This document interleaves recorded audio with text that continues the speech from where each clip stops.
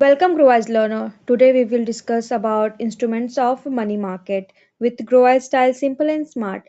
Previous video में discuss किए थे functions of money market and organization of market in India. अगर आपने वो वीडियो को नहीं देखा है तो मैंने लिंक डिस्क्रिप्शन में डाल दूंगी तो आप देख सकते हैं. So let's start the video. Instruments of the money market.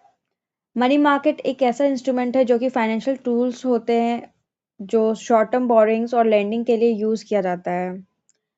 Treasury bills that is also called as T bills. Treasury bills government के लिए आरबीआई के थ्रू इशू किया जाता है.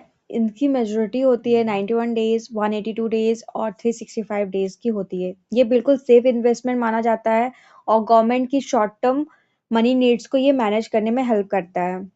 Call money, notice money and term money. Call money सिर्फ एक दिन के लिए बोरिंग होता है कॉल मनी में, और नोटिस मनी में 2 से 14 डेज के लिए बोरिंग होता है. And in term day 15 days दिन से 1 साल तक के लिए बोरिंग होती है. बैंक इनका यूज डेली कैश और लिक्विडिटी नीड्स को पूरी करने के लिए यूज करती है. CP that is the commercial paper.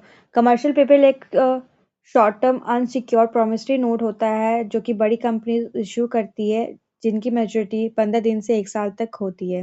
Companies इसे वर्किंग कैपिटल रिक्वायरमेंट के लिए यूज करती है. Certificates of deposits also called as CD. Certificates of deposits commercial banks और फाइनेंशियल इंस्टीट्यूशंस के द्वारा यूज किया जाता है. ये एक नेगोशिएबल सर्टिफिकेट होता है जो फिक्स रेट पे डिपॉजिट को शो करता है. बैंक्स के लिए इसकी मेच्योरिटी 7 डेज से 1 साल तक की होती है. कमर्शियल बिल्स और बिल्स ऑफ एक्सचेंज ये मेनली ट्रेड ट्रांजेक्शन्स में यूज होता है. जब बिजनेस क्रेडिट सेल करता है तो बिल स्टोर करता है जिसे कि बैंक डिपॉजिट कर सकता है.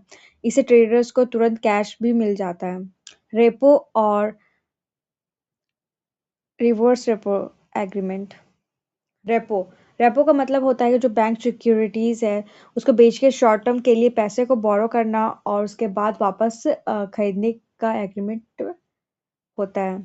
Reverse rate repo rate means banks पैसे लेंड करती है और सिक्योरिटीज खरीद कर बाद में बेच देते हैं. ये दोनों आरबीआई के इम्पोर्टेंट मॉनेटरी पॉलिसीज टूल है.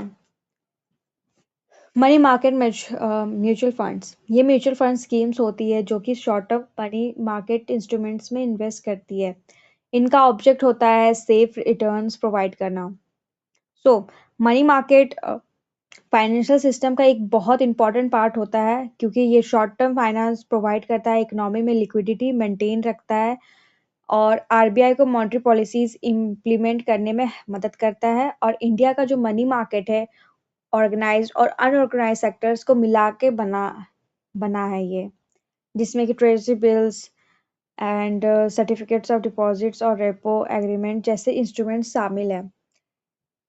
एंड एक well developed economy market financial stability ensure करता है और इकोनॉमिक ग्रोथ को सपोर्ट भी करता है. So that's all for today's lecture. Next video में डिस्कस करेंगे difference between money market and capital market.